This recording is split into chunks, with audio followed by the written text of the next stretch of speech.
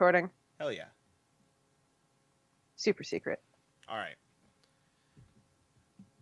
This is a narration of Mama Bird by Anonpencil, with voices by Flutterpriest and awkward watching on the sidelines by Anonpencil. Happy to help. It is rated teen, tagged for comedy, second person, human, random, and contains Rainbow Dash, Cloud Kicker, and Anon. The description reads, making money is kind of difficult in Ponyville, what with it being a small town. Luckily, Anon has found he's pretty darn good with kids, and there are plenty of parents who need a full sitter. So far, nothing at all has gone wrong. Until, that is, she's left taking care of a Pegasus foal. Nothing works like it should. Nothing makes any sense, and it just won't eat. Hopefully, Rainbow Dash can lend her a hoof before the little darling starves to death. Warning, this story contains vomit and Anon. And are you really surprised? So you didn't know this was Feminon, did you? No, I did not. It is Feminon. Chapter 1. Talk is cheap. They should be here any second now.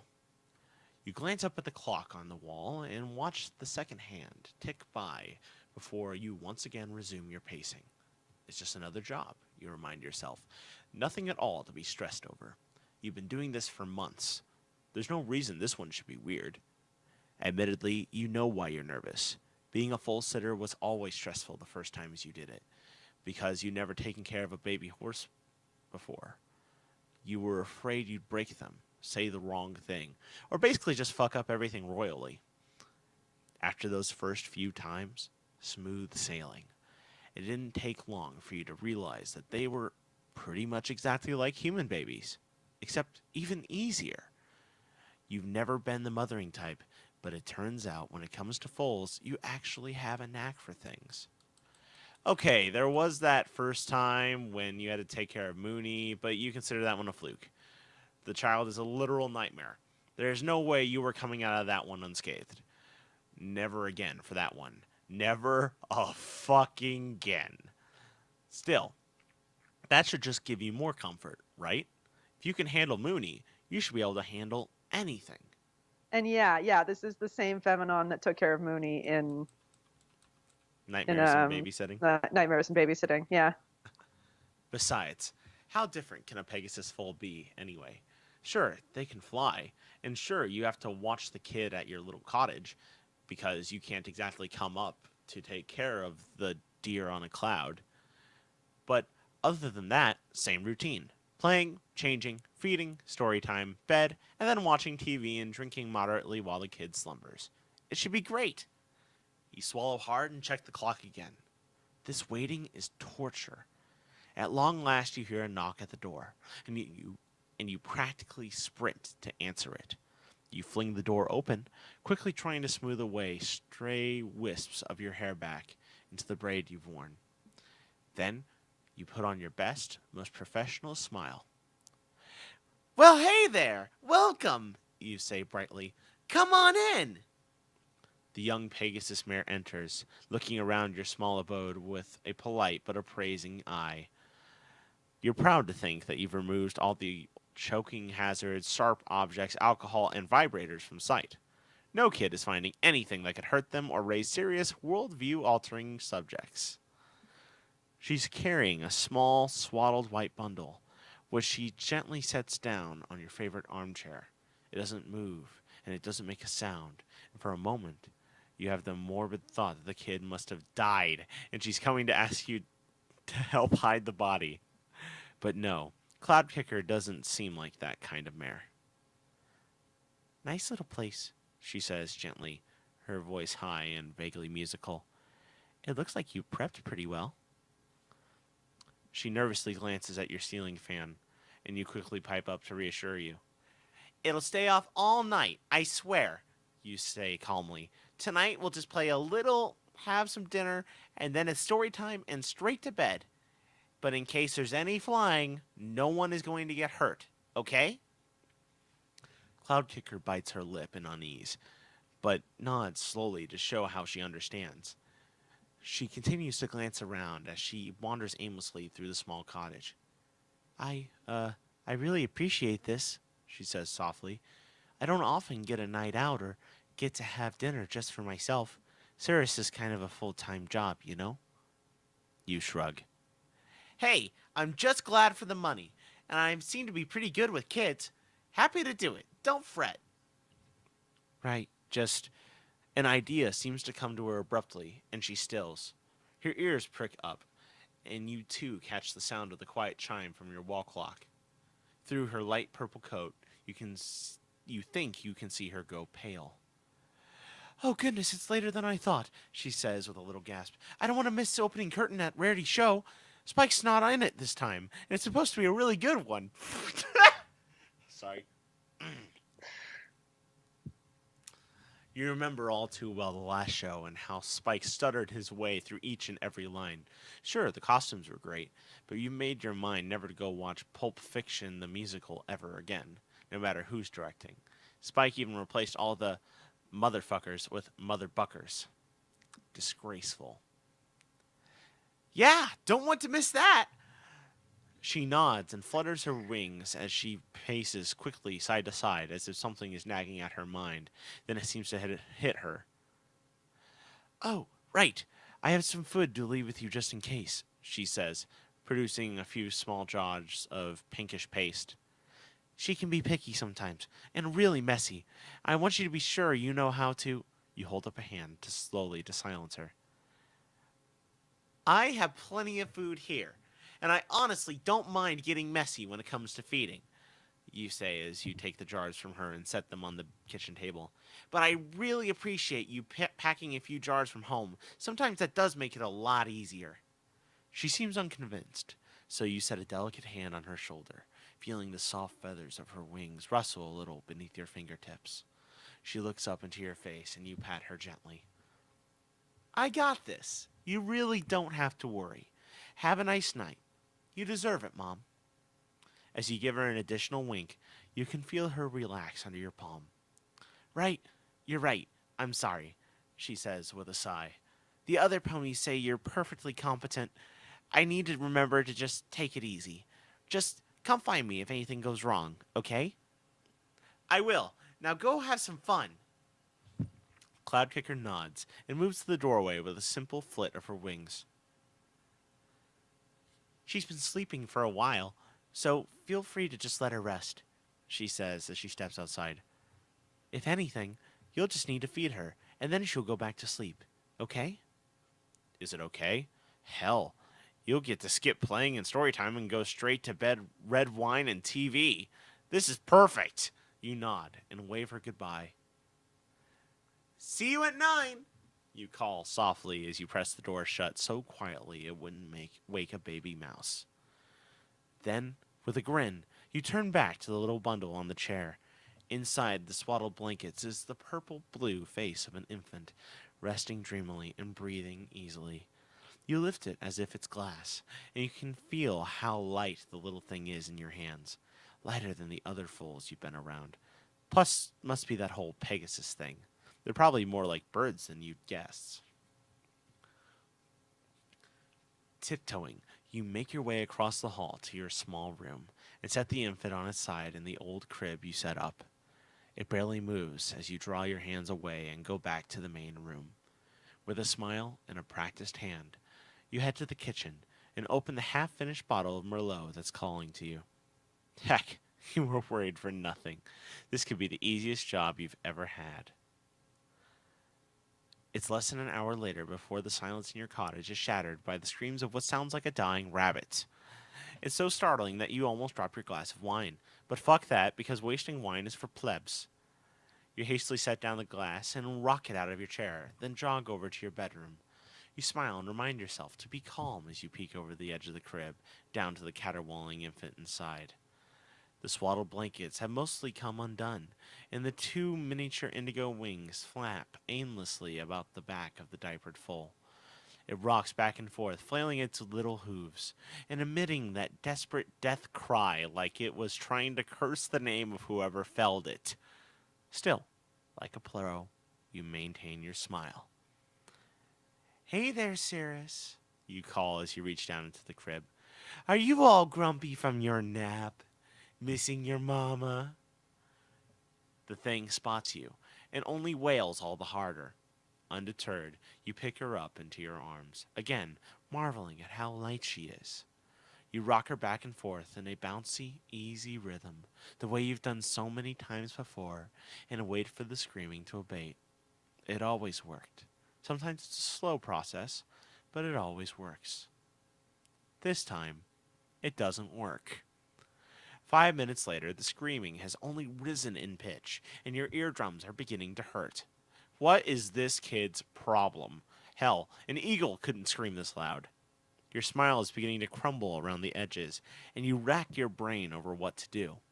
All of a sudden, Cloudkicker's words come back to you. Of course! You just have to feed her. Heck, you can even use the cans she left you to be sure the kid gets something she's familiar with. With a sigh of premature relief, you go back to the kitchen, still cradling the struggling Pegasus foal. You set the foal down on your counter, and holding her gently by a back hoof so she doesn't flutter away, fish a spoon out of a drawer. The can Cloudkicker left for you opens easily, and while the stuff inside smells pretty nasty, you can only assume it's delicious and nutritious, at least by full standards. You use the plastic little spoon, the one you usually reserve for gelato, to scoop out a small amount, and then crouch down so you're eye level with the baby.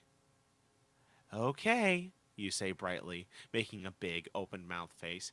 Here comes the airplane! Open up!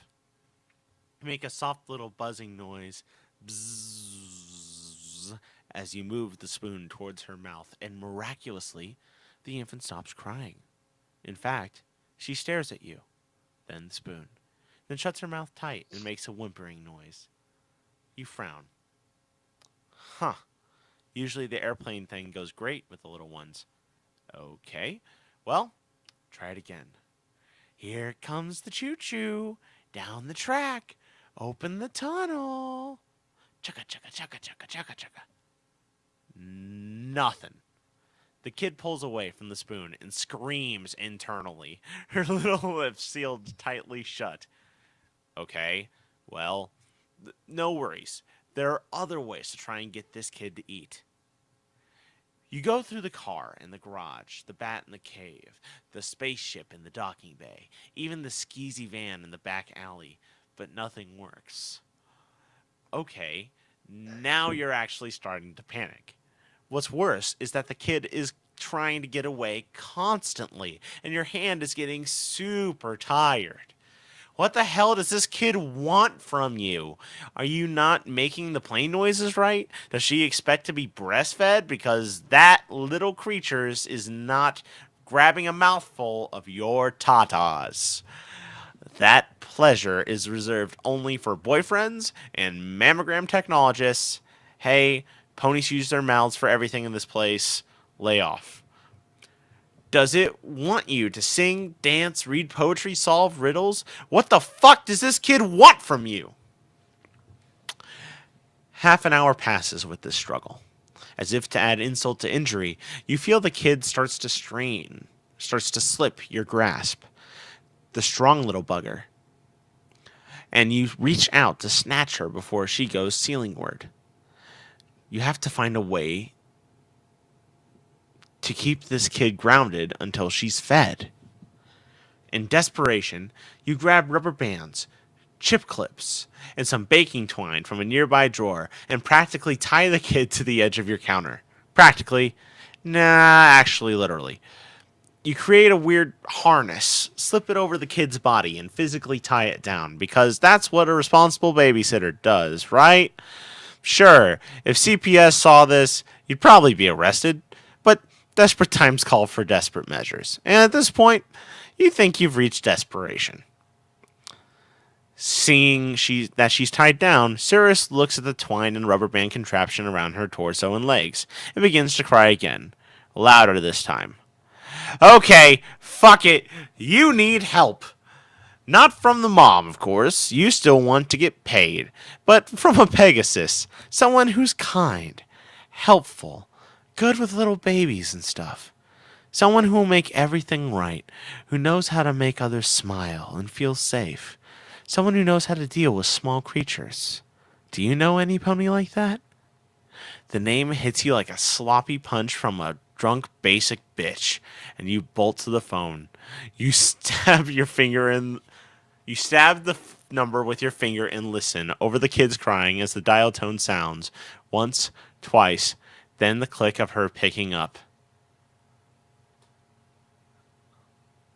This is who I think it is, right? Like the cover art. I'm not going to tell you. That's the idea. Okay. Hello? It's Anon. You say in a rush, barely between barely breathing between your words. I'm full sitting and I need help from a Pegasus right now. Please, if you don't help me, this kid might starve or something, and I don't know what to do. There's silence on the line for a moment. Wait, what? Look, just get over here now, okay? Without waiting for an answer, you slam down the receiver and begin to pace the floor as you did before. Through the screechy, belligerent screaming, you say a quiet prayer that your savior will get here soon. After what feels like an eternity, you hear a knock on the door. You practically throw the door open and look down, panting, to find your new helper standing at the ready. Hi there, Anon, Rainbow Dash says haltingly. Apparently you need my help or something? It was hard to understand over the... Without waiting for her to finish, you grab her by her chest floof and drag her inside your cottage. She gives an indignant squawk, but you slam the door before any pony who might be wandering can see and think you're abducting her. She stares up at you as you release her, then glances at the crying kid. Whoa, she says, wincing. I can see why you said you needed help. No shit. Now what do I do? As if nothing in the world were wrong, Dash walks over to the baby, looks it up and down, and then gives you a disapproving shake of her head. Anon, did you tie down this foal? You almost break down into sobs. I had to, you groan. It was trying to fly away, and I couldn't get it to eat. Hell, I was moments from trying to pry the kid's lips apart with a spatula and then getting a funnel. Dash grimaces. Yeah, probably shouldn't have said that out loud. The baby seems to have noticed that there's another Pegasus in the room, and the sight of a familiar pony seems to be calming it slightly. For now, it just sniffles and squirms in its bonds. You look from it, then thankfully, feverishly, back to Rainbow Dash. What the fuck do I do? You whine at her. Okay, first of all, she says gently, untie the foal. Sniffing almost as much as the kid, you untie the baby and step away from it. Rainbow nods approvingly. Good. And secondly, actually, I gotta ask, why didn't you call Fluttershy? This seems like more of her kind of thing. You freeze, caught up in how absolutely sane that sounds. Yeah, why didn't you call Fluttershy? She's good with animals. She likes babies. She's soft-spoken. Actually, why the hell would you think to call Rainbow Dash? She's kind of a bitch sometimes. She's loud and hasty and... Wow, you're just full of bad decisions today, aren't you? You hang your head in shame as Dash soothingly pats your arm. Hey, it's okay. I took care of my little cousins growing up sometimes, so I got this. She puffs out her chest as she speaks, proud and boastful as usual. Well, if what she says is true, at least it can't be that bad. You wipe your nose and on the back of your arm and nod to her. Okay, thanks, you mumble. So what exactly are you trying to do right now? Dash asks. I just want to feed the baby. Then Cloudkicker said she would go right to sleep, but she won't eat. Dash shrugs. Well, maybe it's how you've been feeding her. Why don't you practice on me?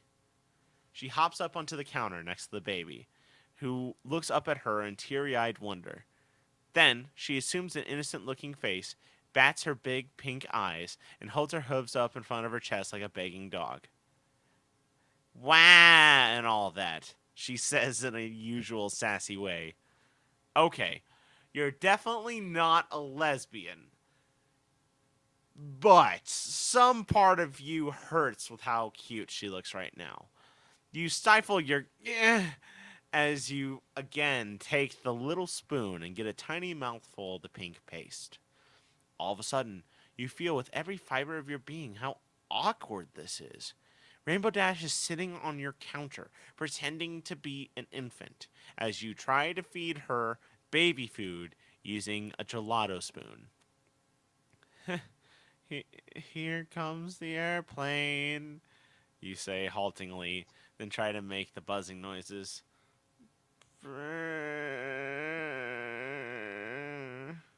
You're so nervous you mostly end up spitting on yourself. Rainbow Dash maintains eye contact with you as she pulls her head away from the food and spoon in disgust. The gaze she gives you is so disapproving that you can't help but lower your head in shame and stop your very wet airplane noises. Anon, she says very tersely, what exactly do you think you're doing here? The, the airplane trick. Don't. It's demeaning. Would you like if I tried to shove an airplane down your throat? You suppose not. Well, okay. What should I do with the spoon then? Dash shakes her head. Put it away! That's not how you feed a Pegasus foal at all. Every pony knows that. This kid is probably so confused about what you're doing, it's scared you're trying to skewer it for dinner. Aren't you, Cirrus? Here, Dash scratches the foal under the chin, and it sort of goos through its muffled sobs. It seems Dash is pretty good with the kids after all. So, what's different about feeding a Pegasus? You ask with a defeated sigh. Do you use your hands or hooves or... Dash looks you up and down. Her expression seems to soften a little. You really don't know, do you? You shake your head no, and she rolls her eyes. Fine. I'll show you, you loser. You just have to do exactly what I do. It's kind of like feeding a baby bird. So you have to do it gently and calmly, okay? Okay, I'll do anything if it gets this kid to eat, you say pleadingly. Eager to help, you pick up one of the jars and offer it to Dash, but she gingerly pushes it away from her and shakes her head. Nah, I ate earlier, so it should be fine. That's a weird thing to say. Did she think that you were trying to get her to eat? Why would her having food earlier matter? Before you can muse too hard on this, she waves a hoof at you to get your attention. Hey, giving feeding lessons here. You paying attention? Yeah, of course. Just walk me through it. She smiles smugly at you. Okay, newbie, just watch and learn. First, you gotta stand in front of the kid, like this. Dash positions herself in front of the baby, so you move to the side so you can see it happening. Sure enough, the baby has gone quiet. She's watching Rainbow Dash with large eyes. She's not even really wiggling anymore, so Dash must be doing something right after all. You try to make a mental note of exactly where Dash's feet are positioned. Next, she continues, you really gotta feel down in yourself. Get things moving and pull your head back like this. With these words, Dash cranes her neck way back, keeping her chin tucked. Okay, this is really weird now. What is she even? And then it's just a matter of getting things to convulse. The kid will figure it out. Then, as you watch, Dash's chest seems to swell. Her fur all seems to stand up a little, and her wings open across her back. Her cheeks seem rounder, like she's puffing them out, and her mouth opens a little as she begins breathing hard. The kid, too, is leaned forward expectantly. Her little mouth is opening up, wider and wider with each passing second. You want to ask what the fuck is going on, but you're too enthralled and horrified to even break your silence. Then, Dash's head begins to move. She brings it sharply forward till her neck is straight, straining even, then sharply all the way back with her chin tucked over and over in a near rolling motion. You can hear the soft noises coming from her open mouth, and they seem to get thicker, more gurgly with each motion of the head. The foal has started flapping its wings, and now its mouth looks like it could swallow most of Dash's face whole. Then you remember something. Something horrible. Like feeding a baby bird. She said it was like feeding a baby bird. All at once, Dash's head rockets forward over the baby. With a garbled sound like a teenager trying to breathe in a vat of pudding, her mouth opens wide, teeth showing, and her eyes roll back slightly until they're dilated and unseeing. She doesn't even look conscious, really, and she begins vibrating, from her tail all the way to her head. You can see her throat undulating like a snake under a thin sheet, and before you can force yourself to look away, she at last begins to vomit. Why did you make a noise? Why did you make a noise?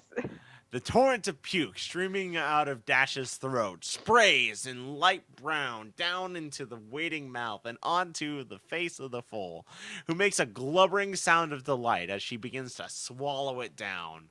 Her eyes, too, roll back, going wall-eyed, and just flailing her hooves as fleck of pony vomit spray her fur and your counter. The stream goes on endlessly, and Rainbow Dash's head vibrates up and down, forcing more and more liquid processed food out of her and down into the wiggling infant. Her wings flap forward and back with each small vibration, urging the vomit rain on. You stare, unable to break away from the scene, as it goes on for several minutes. Just Rainbow Dash, puking brown bile into and onto a baby. The sound of it is something like pouring wet cement onto an unsuspecting puppy. At last, the torrent stops, and you can feel your body shaking. Dash wipes her mouth on the back of her hoof, and the baby convulses as the rest of the liquid in her gaping mouth slithers down her throat. A large brown bubble pops across the surface of her mouth, and then closes it, smiles at you, and makes a little coo noise of joy.